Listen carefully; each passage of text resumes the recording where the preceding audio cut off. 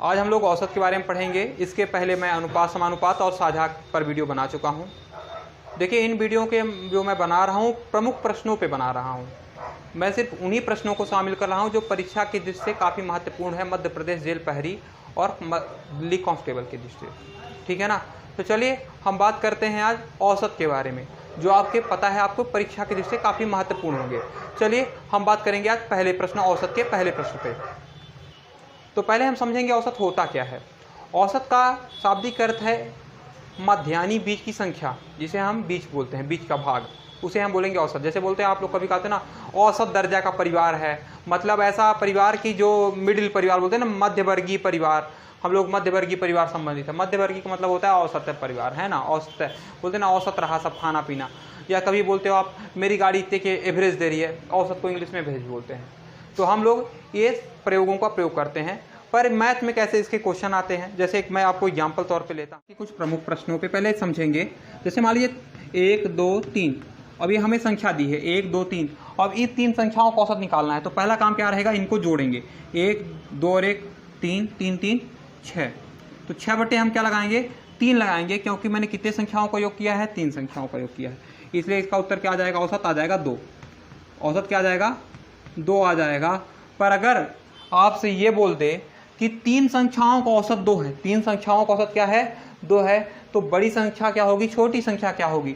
तो आप समझ गए कि 3 संख्याएं का औसत 2 है, यानी बीच की संख्या क्या है, 2 है, मध्य की संख्या 2 है, तो बड़ी से 3 और छोटी से 1। जैसे मैं बोल देता हूँ, लगातार संख्याओं का औसत, लगातार क्रमबद्ध प्राकृतिक संख्याओं का औसत निकाला गया और उसका औसत आया 10। उसका औसत क्या है, 10। 3 संख्याओं का औसत आया है 10, लगातार 3 प्राकृतिक संख्याओं का औसत 10 है। सबसे बड़ी संख्या क्या होगी, सबसे बड़ी संख्या होगी 11, और सबसे छोटी संख्या क्या होगी, 9। मतलब औसत का मतलब होता है बीच, और बड़ा निकालना है तो उससे बढ़ा के, और छोटा निकालना है तो उससे घटा के। इस प्रकार हम औसत जांच कर सकते हैं। चलिए, ये तो बहुत सीधी सी बात है, ये उम्मीद है कि आप सबसे बनता होगा, और ये तो बहुत ही सरल है। मैं आपको इसके प्रश्न पे चर्चा करूंगा जो प्रश्न आए हुए हैं। तो चलिए हम बात करते हैं पहले प्रश्न पे। ये है औसत का। तो पहला काम ये रहेगा कि इन सभी का क्या कर लेंगे, हम लोग योग कर लेंगे, और योग करने के बाद क्या लगा देंगे, जितनी संख्याएं होंगी उसी को उतने बटे लगा के भाग दे देंगे। ठीक है ना। तो पहला काम जब इस प्रकार दिया रहता है, देखिए पेपर में इसी प्रकार क्वेश्चन आपके आएगा। जैसे कि ये ये सीबीआई कलर के, एसबीआई कलर का है, ये एसबीआई कलर का है क्वेश्चन है। पर अगर एक प्रकार प्रश्न आता है तो पहला क्या काम रहेगा, पहला काम रहेगा इन सबका योग, है ना। और आपसे जितने जल्दी से जोड़ बनता होगा उतने आप जल्दी लगा पाओगे। चलिए इन सभी का योग करते हैं। तो इन सभी का योग आप कर सकते हो। तो इन सभी का योग कितना आएगा, 413। ठीक है ना। और बटे क्या लगा दिया जाएगा, 1 2 3 4 5 6 7। तो बटे क्या लगा देंगे, 7। ठीक है ना। अब 7 का भाग दे दीजिए, 7 पना 35, 7 नैया 63। तो इसका आंसर क्या आ जाएगा, 59। ठीक है ना। तो अगर क्वेश्चन आ जाता है कि इनका औसत निकाला जाएगा, तो इनका औसत क्या होगा, 59 होगा। ठीक है ना। इसी प्रकार अगर आपसे निकलता है, आता है प्रश्न, तो आपको पहले समझ जाना चाहिए पहले करना क्या है। पहले आपको जोड़ लेना है, और जितनी संख्याएं दी रहेगी उसी को उतने बटे लगा के भाग दे देना है। तो यही है औसत। औसत के अब नेक्स्ट प्रश्न की ओर बात करते हैं। चलिए बात करते हैं दूसरे प्रश्न की ओर।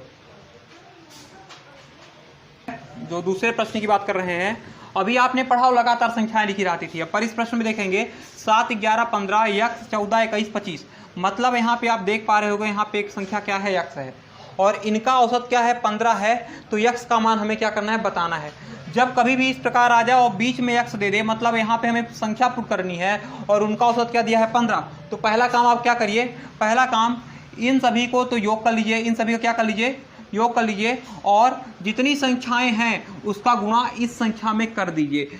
1 2 3 4 5 6 7 है ना। तो 15 गुणे, पहला काम रहेगा 15 गुणे 7 करना। तो 15 सत्ते 105। ठीक है ना। ठीक है। अब इन सभी का योग कर लीजिए। तो चलिए 7 11 18 15 14 21 25, मतलब कुल मिला के हो जाएगा 93। ठीक है। तो घटा दिए, 7 आ गया, और 7 5 कितना आ गया, 12। तो उत्तर क्या आ जाएगा हमारा, यक्स का मान क्या मिल गया, 12। ठीक है। जोड़ तेज करिएगा, जोड़ घटाना आप तेज करिएगा, है ना। तो चलिए 7, 11, 15, 14, 21, 25 को मैंने जोड़ा तो आया है 93। और इन संख्या में 15 का 7 का गुणा इसलिए किया हूँ क्योंकि कितनी संख्याएं थी, कुल मिला के 7 संख्याएं हैं।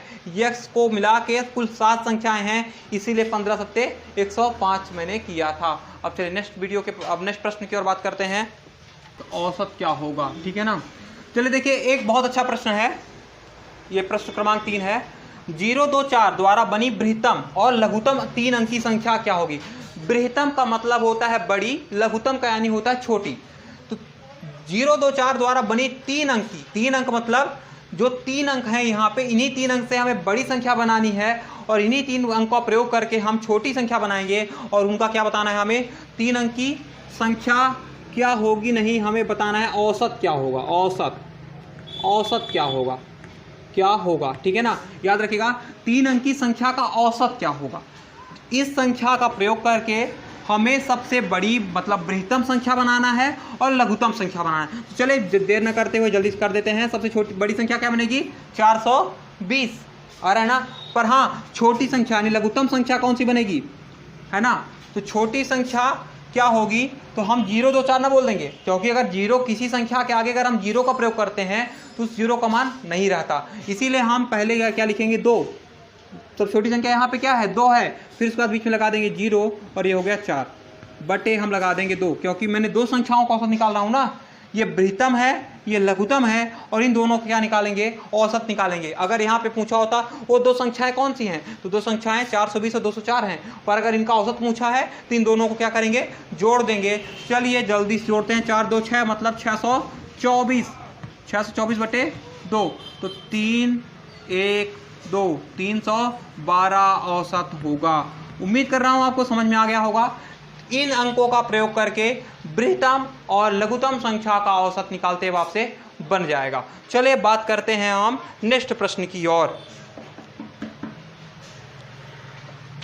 और अगला प्रश्न हमारा है, प्रथम 50 प्राकृतिक संख्याओं का औसत क्या होगा। देखिए प्रथम 50 प्राकृतिक संख्याएं, तो पहले मैं बात कर लेता हूँ प्राकृतिक संख्याएं होती क्या हैं। देखिए थोड़ा सी आवाज़ में दिक्कत आती होगी, क्योंकि हमारी जो आवाज़ में दिक्कत आती होगी क्योंकि जो हमारी नई कोचिंग शिफ्ट हुई है रोड पे शिफ्ट है, इसलिए थोड़ी सी गाड़ियों की चचाहट की आवाज़ आ जाती है। तो बात कर रहे हैं हम प्रथम 50 प्राकृतिक संख्याओं का औसत के बारे में। तो इसको जब हल करेंगे तो पहले समझेंगे प्राकृतिक संख्याएं होती क्या हैं। देखिए वह संख्याएं जो 1 से चालू हो और अनंत तक जाए, वह संख्याएं जो 1 से चालू हो अनंत तक जाए, अनंत मतलब जिसकी गणना हम ना कर सकें कहाँ तक जा रही है, वो होती है प्राकृतिक संख्या। पर चालू कहाँ से होगी, 1 से।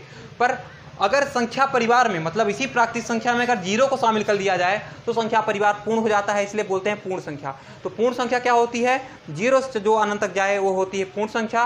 और प्राकृतिक संख्या क्या होती है, जो 1 से लेकर अनंत तक जाए। याद रखिएगा पूर्ण और प्राकृतिक। तो प्राकृतिक कभी भी आए तो आप प्राकृतिक का अर्थ समझ जाना, 50 से लेके मतलब 1 से लेके अनंत तक जाएगा, ठीक है ना।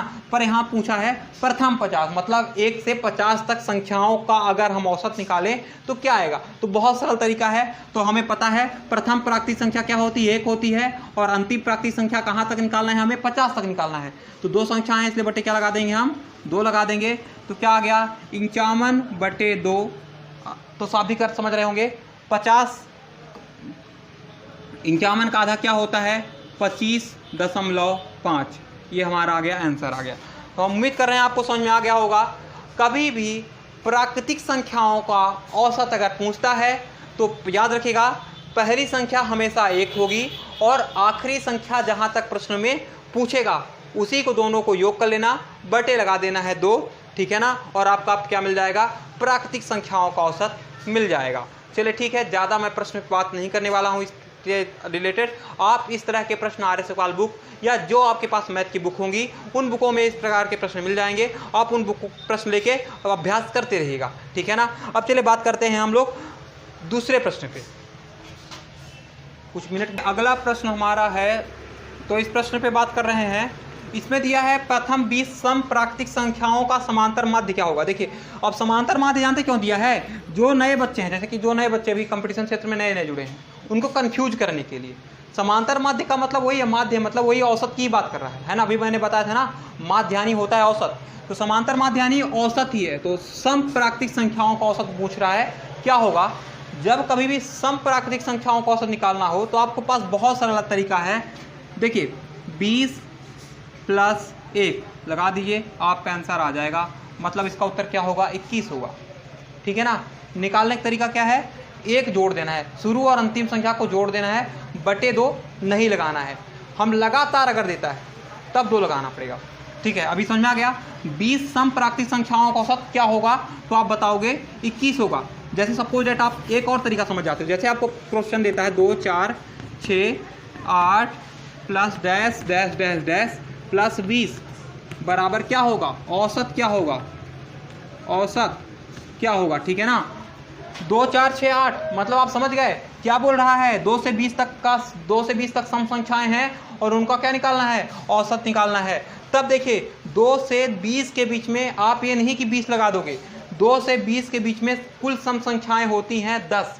कैसे? देखिए 1 से 20 के बीच में 10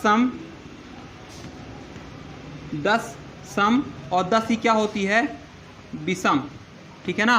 तो इसीलिए जब कभी भी लगातार दे, जैसे 2 4 6 8 ऐसे अंतर में दे, तो आप करना क्या है? इस संख्या को लेना है और बटे 2 लगा देना है। तो पहले क्या आ जाएगा? 10 आ जाएगा और फिर वही सूत्र 10 + 1 बराबर 11। सूत्र क्या है? n + 1 सम संख्याओं का। ठीक है ना। ये तो हो गया। जैसे आपसे कभी देता है, एक और देख लीजिए, 1 से 50 तक, 1 से 50 तक सम संख्याओं का औसत क्या होगा? सम संख्याओं का औसत क्या होगा? 1 से 50 तक पता है। 1 से 50 तक में मुझे मालूम है 50 तक में 25 सम होंगी, 25 विषम होंगी, है ना। तो क्या होगा? हम बता देंगे 25 + 1 बराबर क्या आ गया? 26। पर अगर आपको ये दे दे 25 सम संख्याओं का औसत क्या होगा? 25 सम संख्याओं का औसत क्या होगा? तो आप समझ जाओगे 25 सम संख्याएं दिया है, ये नहीं बोला कि 1 से 25 तक, ये बोल दिया 25 सम संख्या। तो आप समझ जाओगे 25 क्या कर दोगे? 25 + 1 कर दोगे, बराबर क्या आ जाएगा? 26 आ जाएगा, है ना। आपको प्रश्न पे ध्यान देना है। क्या दिया है? क्या लगातार दिया है कि 25 तक दिया है? मतलब कोई संख्या जैसे आप पढ़ोगे जिसमें दिया 25 सम संख्याओं का औसत क्या होगा, तो आप समझ गए 25 संख्या तक बोला है, दिया है ना। लगातार और निश्चित संख्या के बीच में आप अंतर समझिएगा, तभी आप इस तरह के प्रश्न को सॉल्व कर पाएंगे। जल्दी मत करेगा, क्योंकि बहुत लोगों से बनता हुआ प्रश्न एक गलती करते हैं, वो प्रश्न को जल्दी पढ़ेंगे। जैसे आपसे बोल दिया 1 से 25 तक, 1 से 25 तक, तो बहुत जल्दी क्या दिए कि आप 25 × 1 कर दिए और बता दिए 26 होगा। ऑप्शन में दिया भी रहेगा और आप जल्दी 26 बता दिए, पर उत्तर क्या है? ये गलत है। क्योंकि मुझे पता है 25 तक में क्या होता है? 25 तक में 12 सम संख्याएं होती। कितनी सम संख्याएं होती हैं? 12 सम संख्याएं होती हैं। याद रखिएगा 25 तक में कितनी सम संख्याएं होती हैं? 12 सम संख्याएं होती हैं। ठीक है। 25 स्वयं एक क्या है? विषम है। इसीलिए 24 बटे 2 कर देंगे और आ जाएगा 12। तो 12 सम संख्याएं होती हैं और 12 क्या होती हैं? विषम संख्याएं होती हैं। तो याद रखिएगा इस तरह के प्रश्न को सॉल्व करने का तरीका। अब बात कर लेते हैं विषम संख्याओं के बारे में। जैसे कभी आपसे बोल देता है 1 से 20 तक, 1 से 20 तक विषम संख्याओं का औसत क्या होगा? 1 से 20 तक विषम संख्याओं का औसत क्या होगा? तो विषम संख्या अगर 1 से 20 तक मतलब लगातार दे रहा है, मतलब विषम संख्या बोले तो जो मतलब आपको याद रखना है 20 तक में 10 सम 10 विषम। तो जो 10 आएगा वही 10 हमारा क्या आ जाएगा? आंसर आ जाएगा। इसमें कुछ करने की जरूरत नहीं। जैसे आपसे बोल दे 10 विषम संख्याओं का औसत क्या होगा? 10 विषम संख्याओं का औसत क्या होगा? तो 10 ही होगा। 10 विषम संख्याओं का औसत क्या होगा? 10 ही होगा। पर अगर आपसे पूछ दे 1 से 100 तक, 1 से 100 तक में विषम संख्याओं का औसत क्या होगा? तो अब आपको पता होना चाहिए 1 से 100 तक में 50 सम 50 विषम, 50 सम 50 विषम होगा। तो 50 औसत क्या आएगा? उसका 50 ही आएगा। ठीक है ना। तो चलिए आज हमारा यहीं तक है टॉपिक। अब नेक्स्ट वीडियो पर हम औसत के बारे में और प्रश्नों पे चर्चा करेंगे। आज औसत का कुछ बेसिक तरीका आपको बता रहा था और उम्मीद करूँगा अगला जो हमारा वीडियो आएगा तो मैं उसमें कुछ अच्छे प्रश्नों का एक लेके आऊँगा जो आपको परीक्षा के जैसे और ज़्यादा महत्वपूर्ण रहेंगे। ये भी महत्वपूर्ण है। देखिए इस एक प्रश्न हमारे कमज़ोर नहीं थे, ये भी परीक्षा के जैसे बहुत ज़्यादा अच्छे थे। चलिए नेक्स्ट वीडियो में आपसे हम मिलते हैं। वीडियो देखने के लिए धन्यवाद।